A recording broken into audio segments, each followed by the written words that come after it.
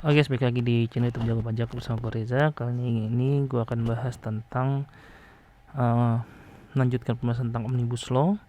Dan kali ini gue mau membahas khusus untuk perubahan pada Undang-Undang KUP di dalam Omnibus Law. Dimana perubahan pada Undang-Undang KUP ini berada di pasal 113 Undang-Undang Nomor 11 Tahun 2020 tentang Cipta Kerja ya. Nah, yang pertama yaitu di dalam Undang-Undang Cipta Kerja ini merubah sanksi administrasi guys, dimana yang sebelumnya itu menggunakan 2% per bulan atau yang lainnya, di sini menjadi menggunakan suku bunga acuan yang ditetapkan oleh Menteri Keuangan, nanti ditambah dengan aplifaktor tertentu. Nah ini kita lihat guys, di sini kita lihat yang pertama yaitu untuk pasal 19 ayat 1, ayat 2 dan ayat 3. Di sini kalau kita lihat tarif bunganya adalah suku bunga acuan plus aplifaktornya adalah 0% dibagi 12. Nah, kalau kita lihat di sini besaran sanksi administrasi berupa bunga per bulan mengacu pada suku bunga acuan yang ditetapkan oleh Menteri Keuangan dan yang berlaku pada tanggal dimulainya penghitungan sanksi dibagi 12. Ya. Nah, yang aplifaktornya 0% itu untuk apa aja? Yang pertama adalah sanksi administratif untuk bunga penagihan. Bunga penagihan itu kalau misalnya dia ada SKP atau STP atau ada SK yang lainnya yang dia sudah jatuh tempo tapi belum dibayar, nah itu kan akan dikenakan sanksi lagi, sanksi bunga penagihan namanya. Nah kalau dulu kan 2% per bulan, sekarang jadi pakai suku bunga acuan ditambah aplifaktornya 0% dibagi 12 seperti itu. Kemudian yang kedua adalah untuk angsuran penundaan pembayaran pajak, ini sama kalau dia ada SKP, STP atau SK lainnya yang dia mengajukan untuk ditunda, penundaan atau pengangsuran, itu juga akan dikenakan sanksi administrasi berupa bunga. Nah, bunganya itu dulu 2%, sekarang jadi suku bunga acuan dibagi 12. Kemudian kurang bayar penundaan penyampaian SPT tahunan ini juga sama. Ya, kalau ada KB yang karena adanya penundaan penyampaian SPT tahunan, ya ini aplifaktornya 0%. Kemudian yang kedua adalah untuk yang pasal 8 ayat 2, ayat 2A, 9 ayat 2A, ayat 2B, dan pasal 14 ayat 3. Nah ini kalau kita lihat aplifaktor 5%. Jadi cara ngitungnya adalah suku bunga acuan ditambah 5% dibagi 12. Ini suku bunga per bulannya, tarif bunga per bulannya. Nah ini untuk siapa aja? Yang pertama adalah untuk kurang bayar pembetulan SPT tahunan atau SPT masa. Jadi kalau ada pembetulan SPT masa atau SPT tahunan, maka dia dikenakan bunga ya dengan sanksi administrasi berupa bunga dengan tarifnya suku bunga acuan ditambah 5% dulu, baru dibagi 12. Kemudian yang kedua adalah untuk pembayaran penyetoran pajak yang dilakukan setelah tanggal jatuh tempo. Jadi dia telat membayar, ya telat membayar atau telat setor pajak, gitu ya. Yang ketiga adalah PPh dalam tahun berjalan tidak atau kurang dibayar atau dari hasil penelitian terdapat kekurangan pembayaran pajak sebagai akibat salah tulis atau salah hitung. Ya, PPh yang tidak dibayar pada tahun berjalan itu maksudnya adalah PPh pasal 25 ya. Jadi ada PPh pasal 25 yang harus dilunasi tapi dia tidak bisa tidak membayarnya. Ya. Nah, itu dia dikenakan sanksi administrasi tadinya 2%, jadi sekarang suku bunga acuan ditambah 5% dibagi 12. Atau dari hasil penelitian terdapat kekurangan pembayaran karena salah tulis atau salah hitung. Ini juga dikenakan sanksi berupa suku bunga acuan ditambah 5% dibagi 12. Selanjutnya, merubah pasal 8 ayat 5 ini aplifaktornya 10% itu untuk pengungkapan ketidakbenaran pengisian SPT pasal 8 ayat 4 ya. Jadi ini ceritanya itu kalau misalnya ada WP dilakukan pemeriksaan. Nah, kemudian setelah dilakukan pemeriksaan ini kan wajib pajak tidak bisa melakukan pembetulan. Nah, tetapi setelah pemeriksaan ini sebenarnya masih ada sejenis dengan pembetulan, itu namanya pengungkapan ketidakbenaran pengisian SPT. Kita sebutnya pengungkapan ketidakbenaran pengisian SPT atau sering kita sebutnya pasal 8, dia diatur di pasal 8 ayat 4. Kita sering sebut dengan pasal 8 ayat 4. Nah, sanksinya ada di pasal 8 ayat 5. Nah, tadinya sanksinya itu adalah 50% guys. Ya kalau dia melakukan pengungkapan ketidakbenaran pengisian SPT. Nah, sekarang itu menjadi suku bunga acuan ditambah aplifaktornya itu 10% dibagi 12. Ya. Nah, ini dia bisa melakukan pasal 8 ayat 4 ini ya, pengungkapan ketidakbenaran pengisian SPT itu sebelum SPHP, guys. ya sebelum SPHP. Kalau di dalam undang-undangnya sih sebelum SKP terbit, tapi di dalam PP-nya, di dalam peraturan pelaksanaannya disebut sebelum SPHP. Itu bisa melakukan pasal 8 ayat 4 ya. Gitu guys. Kemudian pasal 13 ayat 2 dan ayat 2A. Ya, ini apli faktorial 15%. Itu untuk apa aja? Yang pertama untuk SKPKB, dan yang kedua adalah untuk PM dari PKP yang tidak berproduksi. Nah, ya pengembalian PM dari PKP yang tidak berproduksi. Jadi kalau kemarin kita bahas di PPN kan ada tuh, kalau misalnya dia belum berproduksi kan dia sudah bisa mengkreditkan PM-nya. Tapi kalau misalnya dalam jangka waktu 3 tahun dia tidak bisa berproduksi juga, maka atas PM itu harus dikembalikan. Nah, ketika mau mengembalikan, ketika ditagih kembali sama DJP, nah itu dikenakan sanksi administrasi berupa suku bunga acuan ditambah 15% dibagi 12. Ya, tadinya adalah 2% per bulan nih guys. Ya, kalau yang kedua ini nggak ada, tadinya belum ada. Karena PM ini kan baru ya. Sebelumnya PM yang bisa di kreditkan itu hanya PM atas barang modal. Kalau sekarang semua PM bisa dikreditkan meskipun dia belum berproduksi. Nah ini ya guys. Nah ilustrasinya, ini ilustrasinya aja. Misalnya pada bulan April 2021 ditetapkan suku bunganya 4,96%. Kalau ada kurang bayar sejuta, nah maka kalau misalnya yang pakai apli faktornya 0%, maka dia 4,96% langsung dibagi 12, hasilnya 0,41%. Ya, jadi besaran sanksinya adalah 4.133. Nah ini ya, ini untuk pasal 19 ayat 1, 19 ayat 2, 19 ayat 3, sebagaimana yang tadi sudah gue jelaskan. Kemudian untuk yang kalau dia apli faktorial 5%, berarti 4,96% ditambah 5% dulu dibagi 12, hasilnya 0,83%. Berarti sanksinya adalah Rp8.300. Kemudian ada self assessment-nya, kalau misalnya dia apli faktornya 10%, berarti 4,96% ditambah 10% dibagi 12, hasilnya 1,25%. Berarti besaran sanksinya adalah 12.467. Dan yang terakhir, kalau misalnya apli faktornya 15%, berarti 4,96% ditambah 15% dibagi 12, yaitu 1,66%, yaitu 16.633 per bulan ya ini guys ya, per bulan. Nah ini jenis sanksi ini diterapkan untuk hal-hal yang tadi sudah gue jelaskan di slide-slide sebelumnya. Nah gitu guys cara perhitungannya ya. Nah kemudian yang perlu teman-teman ketahui adalah kalau ketika setiap bulan itu kan bisa jadi beda ya guys, bisa jadi beda beda suku bunga yang ditetapkan oleh Menteri Keuangannya gitu kan. Nah yang kita hitung ya, yang kita gunakan itu adalah suku bunga pertama ya dari awal perhitungan, atau suku bunga pada awal perhitungan sanksi administrasi. Contoh nih, misalnya ya, Tuan A menyampaikan SPT tahunan PHOP tahun pajak 2020 pada tanggal 17 Juli 2021. Jika kurang bayar 1 juta dan donasi Tuan A tanggal 16 Juli 2021, maka sanksinya berapa kan gitu. Nah, di sini kita lihat Maret 0,81%, April 0,83%, Mei 0,85%, Juni 0,87%. Nah, bukan per bulan ini kita hitung semua, bukan, tetapi yang harus kita lihat adalah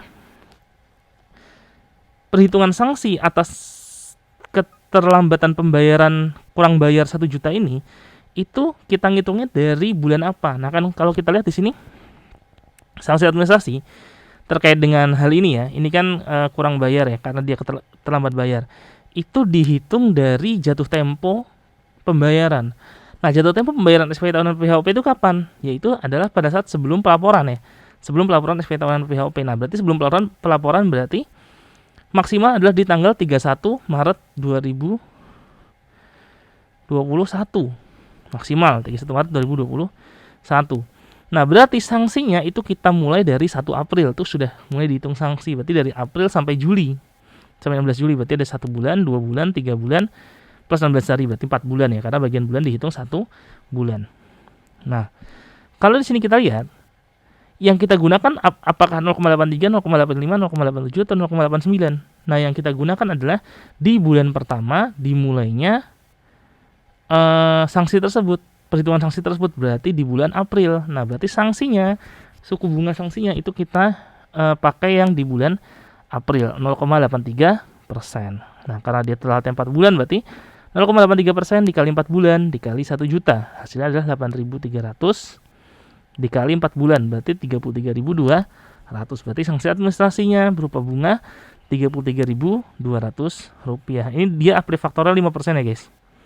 Ya karena di sini terlambat membayar kurang bayar yang ada di SPT. Itu sanksinya apply faktornya adalah 5%. Jelas ya guys? Gitu. Kemudian, nah ini setelah sanksi kita akan bahas ini guys. Nah, masih terkait dengan sanksi juga, ini terkait dengan STP ya di pasal 14 ayat 1 huruf D dan huruf E serta pasal 14 ayat 4.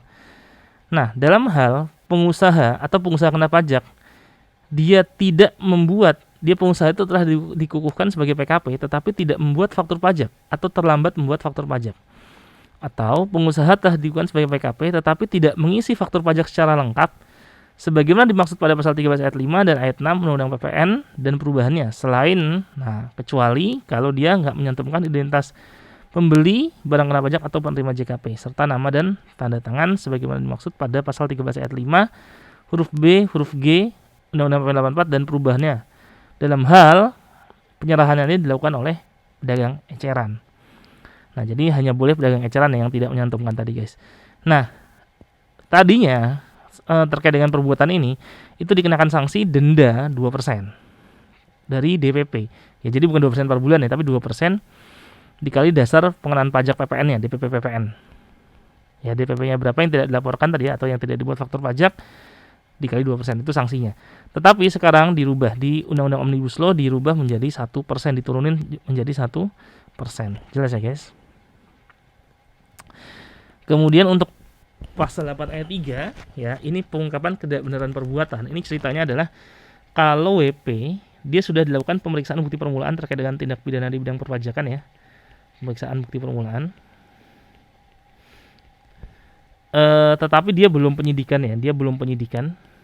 Ini belum sampai penyidikan. Nah, di tengah-tengah ini ketika proses pemeriksaan bukti permulaan dia bisa melakukan sejenis dengan pembetulan. Kan dia sudah tidak bisa pembetulan lagi ya, tapi dia bisa melakukan sejenis dengan pembetulan yang sering kita sebut pasal 8 ayat 3 atau pengungkapan ketidakbenaran perbuatan. Ya, pengungkapan ketidakbenaran perbuatan. Nah, dulu guys, pengungkapan ketidakbenaran perbuatan ini itu sanksinya itu dulu 150%. Sanksi berupa denda 150%. Nah, sekarang sanksi dendanya diturunin jadi 100%. Ya, tidak 150% lagi guys, tapi hanya 100% sanksinya gitu guys. Kemudian ini penghentian penyidikan. Jadi gini. Setelah dilakukan penyidikan ya. Selagi dia belum penuntutan ya, sebelum penuntutan. Jadi dia belum penuntutan. Di tengah-tengah ini, itu WP itu masih bisa melakukan pembetulan lagi, kayak kesempatan terakhir lah bagi wajib pajak untuk ngaku, untuk melakukan pembetulan. Tapi namanya bukan pembetulan lagi, tapi kita sebut dengan penghentian penyidikan karena dia melunasi utang pajak. Ya, penghentian penyidikan. Nah, dulu dia harus bayar pokoknya plus sanksinya itu 4 kali. Dulu sanksinya itu adalah 4 kali dari pajak yang terutang, 4 kali dari pajak yang tidak atau kurang dibayar. Jadi total 5 kali dia bayarnya. 1 plus 4 sanksinya. Nah, tapi sekarang dirubah menjadi sanksinya adalah 3 kali. Ya, jadi diturunin 1 kali.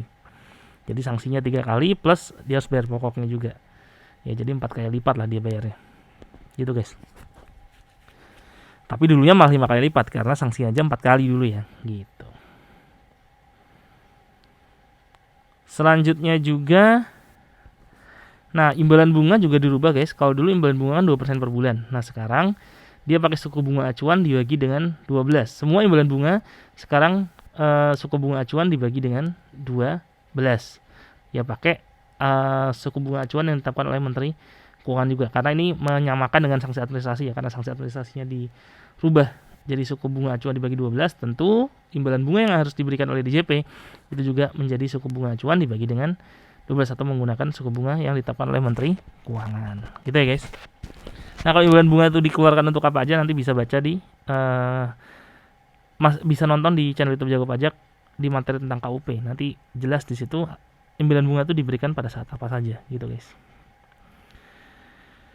Nah, kemudian diatur juga di pasal 113 ini di Undang-Undang Omnibus Law terkait dengan KUP, yaitu penerbitan STP untuk menagih imbalan bunga yang seharusnya tidak diberikan kepada WP. Jadi ada, kalau misalnya wajib pajak diberikan imbalan bunga, ya, tetapi sebetulnya seharusnya dia tidak harus diberikan imbalan bunga, ya.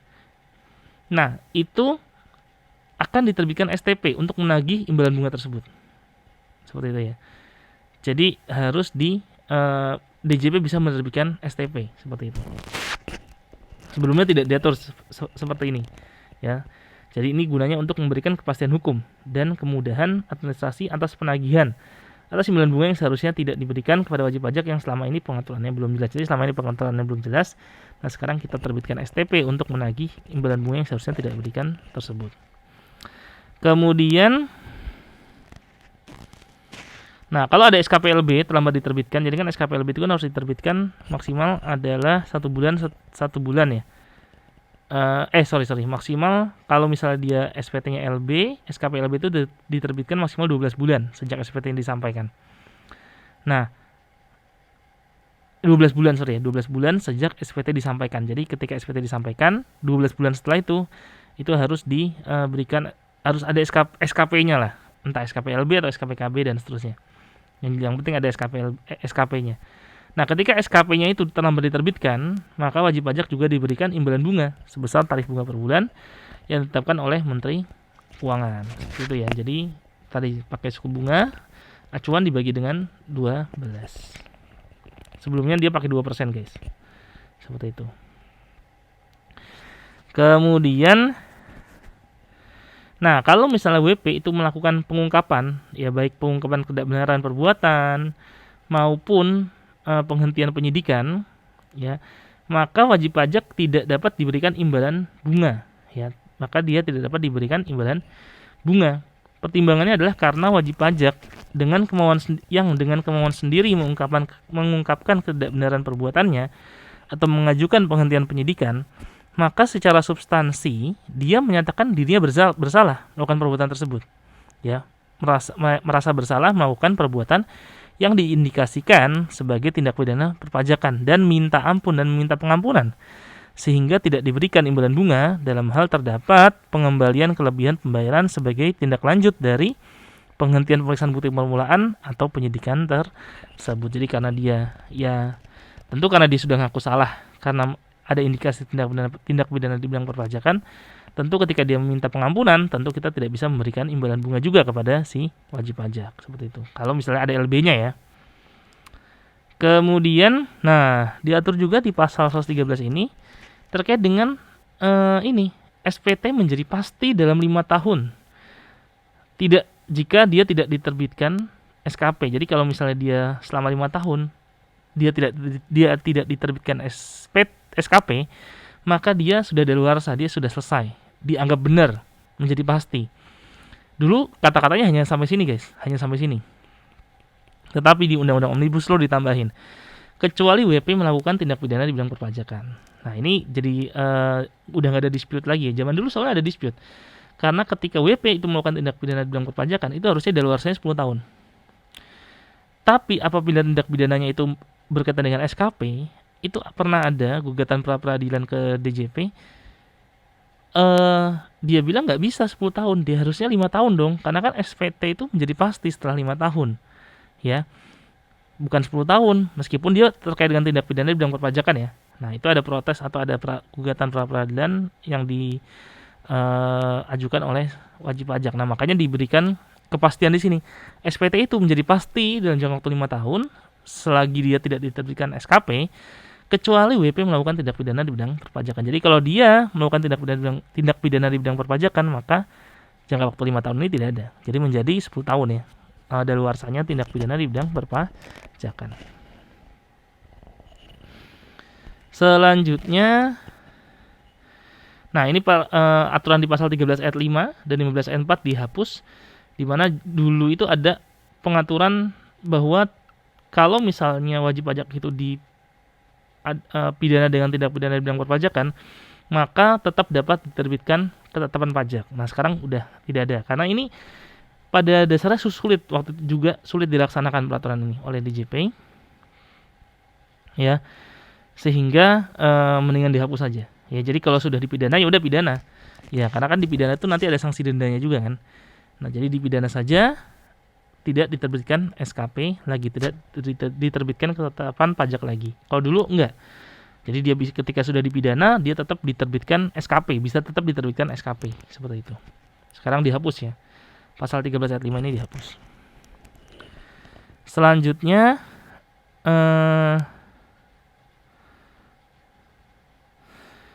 nah ini terkait dengan STP. Nah, diatur bahwa STP itu ya bisa diterbitkan dalam jangka waktu 5 tahun. Jadi dulu tidak disebutkan seperti ini ya. Jadi hanya SKP yang disebutkan dia diterbitkan dalam jangka waktu 5 tahun. Tetapi STP tidak ya di aturan sebelumnya. Nah, sekarang diatur juga untuk ada kepastian hukum bagi wajib pajak, STP itu juga diterbitkan paling lama 5 tahun setelah saat utangnya pajak, berakhir masa pajak atau bagian tahun pajak atau tahun pajak. Nah, dikecualikan dari 5 tahun ini, yaitu ada beberapa STP nih, ada A, B, dan C. Ada 3 STP. Yang pertama adalah STP bunga penagihan yang diterbitkan paling lama sesuai dengan daluarsa penagihan SKPKB serta SKPKBT dan SK pembetulan, SK keberatan, putusan banding serta putusan PK yang menyebabkan jumlah pajak yang masih harus dibayar bertambah. Ya, jadi kalau STP bunga penagihan dia bukan jangka waktunya 5 tahun. Kemudian ada STP denda penagihan ya, yang 50% ini terkait dengan SK keberatan. Nah, ini paling lamanya 5 tahun sejak tanggal penerbitan SK keberatan. Jadi 5 tahunnya bukan dari satu utangnya pajak, berakhir masa pajak, bagian tahun pajak atau tahun pajak, tetapi 5 tahunnya dari sejak tanggal SK keberatan. Ya, untuk sanksi denda penagihan pasal 25 ayat 9 yang 50% terkait dengan SK keberatan. Nah, kemudian STP denda penagihan di pasal 27 ayat 5D yang 100% ini terkait dengan putusan banding itu diterbitkan paling lama dalam jangka waktu 5 tahun sejak tanggal putusan banding. Ya, jadi ingat ya. 5 tahun, daluarsanya adalah 5 tahun sejak tanggal putusan banding diucapkan oleh hakim pengadilan pajak dalam sidang terbuka untuk umum. Nah, jadi ada 3 ini ya penyimpangan dari jangka waktu daluarsa STP yang 5 tahun sejak saat terutangnya, masa terutangnya pajak, berakhir masa pajak, bagian tahun pajak atau tahun pajak. Gitu guys. Oke, ke selanjutnya pasal 14 ayat 1 huruf H dirubah juga. Disebutkan bahwa Direktur Jenderal Pajak dapat menerbitkan STP untuk menagih kembali imbalan bunga yang seharusnya tidak diberikan. Ini tadi sudah dibahas. Ya, jadi Direktur Jenderal Pajak dapat menerbitkan STP apabila terdapat imbalan bunga yang seharusnya tidak diberikan kepada wajib pajak dalam hal yang pertama, kalau dia diterbitkan keputusan, diterima keputusan atau ditemukannya data dan informasi yang menunjukkan adanya bahwa imbalan bunga tersebut seharusnya tidak diberikan kepada wajib pajak. Sebelumnya tidak ada aturan seperti ini ya. Sekarang jadi ada aturan bahwa STP yang sudah diberikan tetapi seharusnya dia tidak diberikan imbalan bunga yang seharusnya sudah diberikan kepada wajib pajak tetapi seharusnya dia tidak menerima imbalan bunga tersebut, maka dia bisa diterbitkan STP kepada wajib pajak tersebut untuk menagih imbalan bunga yang seharusnya tidak diberikan tadi. Selanjutnya pasal 13A, jadi penerapan satu jenis sanksi administrasi yang tertinggi nilai besaran sanksinya antara sanksi bunga dan sanksi kenaikan dalam pemeriksaan PPN dan PPNBM untuk memberikan keadilan bagi PKP yang tidak dibebani sanksi administrasi pajak yang berlebihan. Jadi atas satu DPP ya itu hanya bisa dikenakan sanksi administrasi yang tertinggi. Dulu tidak diatur, kepastian hukum seperti ini tidak diatur. Jadi karena ada yang beririsan kalau misalnya ada atas satu perbuatan itu, misalnya dia nggak lapor SP atau tidak melaporkan SPT. Nah, itu ada sanksinya, ada macam-macam tuh. Nanti bisa kena sanksi karena dia nggak bayar 2% per bulan, bisa kena sanksi karena dia nggak lapor SPT, itu bisa, kalau PPN itu bisa 100%, gitu kan. Ini kan PPN ya. Nah, jadi sanksinya itu diatur yang tertinggi. Jadi tidak dikenakan sanksi double. Seperti itu ya. Jadi sanksinya hanya satu yang tertinggi saja. Gitu. Sebelumnya tidak diatur penegasan seperti ini di Undang-Undang KUP. Kemudian pasal 13 ayat 3A ya. Jadi di sini pemberian kepastian hukum bagi WP sehubungan dengan unsur kealfaan yang pertama kali yang selama ini sulit dibuktikan dalam pelaksanaan pemeriksaan bukti permulaan. Jadi memang unsur kealfaan yang pertama kali ya, kalau dulu, jadi kalau misalnya wajib pajak itu karena kealfaannya tidak menyampaikan SPT atau menyampaikan SPT tapi isinya tidak benar atau tidak lengkap, ya intinya ini ada indikasi tindak pidana di bidang perpajakan, ada indikasi tindak pidana. Tapi ini kalau di pasal 13 ayat 3A, kalau ini kealfaan yang pertama kali disebutnya. Nah, pada prakteknya kealfaan yang pertama kali ini sulit dibuktikan. Sulit dibuktikan. Nah, maka daripada dia sulit dibuktikan, maka dihapus saja. Dihapus saja di Undang-Undang Omnibus Law. Jadi ini sudah tidak ada lagi. Jadi kealfaan pertama kali sudah tidak ada lagi. Dulu kalau misalnya dia kealfaan pertama kali, dia dikenakan sanksi administrasi berupa kenaikan 200%. Ya, bukan sanksinya administrasi, bukan pidana. Nah, tetapi karena sulit dibuktikan, maka dihapus di pasal 13 ayat 3A ini. Nah, begitupun di pasal 38. Nah, karena di pasal 38 itu dia karena kealfaan, tetapi setelah perbuatan yang pertama kali. Jadi kalau di bahasa di Undang-Undang KUP sebelumnya, perbuatan WP yang karena kealfaannya tidak menyampaikan SPT atau menyampaikan SPT tetapi isinya tidak benar atau tidak lengkap, atau melampirkan keterangan yang isinya tidak benar sehingga dapat menimbulkan kerugian pada pendapatan negara, dan perbuatan tersebut merupakan perbuatan yang pertama kali. Nah, ini ya karena merupakan perbuatan setelah perbuatan yang pertama kali. Jadi yang kedua kali dan seterusnya lah ya. Kealfaan tapi yang dua kali dan seterusnya. Nah, karena pasal 13 ayat 3A tadi yang pertama kali itu dihapus, maka tentu ini juga dihapus. Ya, jadi kalau misalnya dia karena kealfaan tidak menyampaikan SPT atau menyampaikan SPT yang isinya tidak benar atau tidak lengkap, itu langsung dipidana. Ya, atau dipidana dengan pidana denda paling sedikit 1 kali jumlah pajak terutang yang tidak atau kurang dibayar, dan paling banyak 2 kali jumlah pajak terutang yang tidak atau kurang dibayar, dan atau dipidana dengan pidana kurungan paling singkat 3 bulan dan paling lama 1 tahun. Kalau karena kealfaannya tidak menyampaikan SPT tahunan, tidak menyampaikan SPT atau menyampaikan SPT tetapi isinya tidak benar atau tidak lengkap, atau melampirkan keterangan yang isinya tidak benar. Seperti itu, sehingga dapat menimbulkan kerugian pada pendapatan negara. Ya, jadi ini dihapus guys. Jadi frase ini dihapus.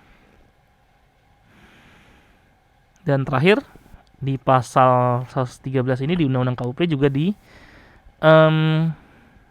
disebutkan bahwa SKPKB dapat diterbitkan dalam jangka waktu 5 tahun bagi PKP yang tidak melakukan penyerahan BKP dan atau JKP, dan untuk ekspor BKP dan atau JKP yang telah diberikan pengembalian pajak masukan dan telah mengkreditkan pajak masukan sebagaimana dimaksud pada pasal 9 ayat 6E. Ya, jadi ini PKP yang gagal berproduksi itu bisa diterbitkan SKPKB.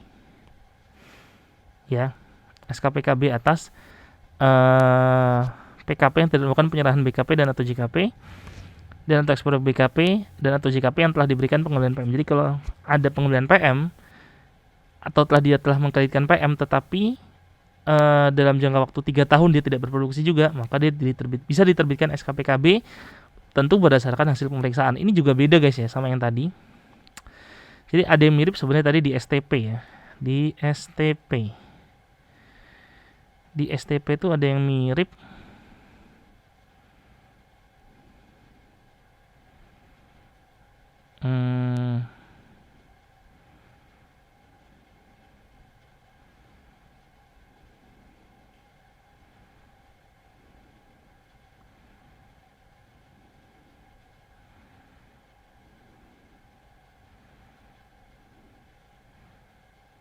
Oh bukan, sorry, benar di SKP, ternyata di SKP.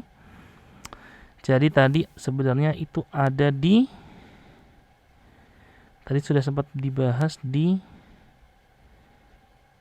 sini ya. Jadi dia sanksinya pakai yang uplift faktor 15%. Ya. Jadi SKPKB atas pengembalian pajak masukan dari PKP yang tidak berproduksi, dia pakai uplift faktor 15%. Ya. Gitu guys, kira-kira itu yang bisa gue bahas di video kali ini. Semoga bermanfaat. Jangan lupa like, subscribe, dan komen channel YouTube gue. Dan apabila kalian merasa video ini bermanfaat, bisa di-share di seluruh sosial media yang kalian miliki. Jangan lupa belajar terus. Bye bye.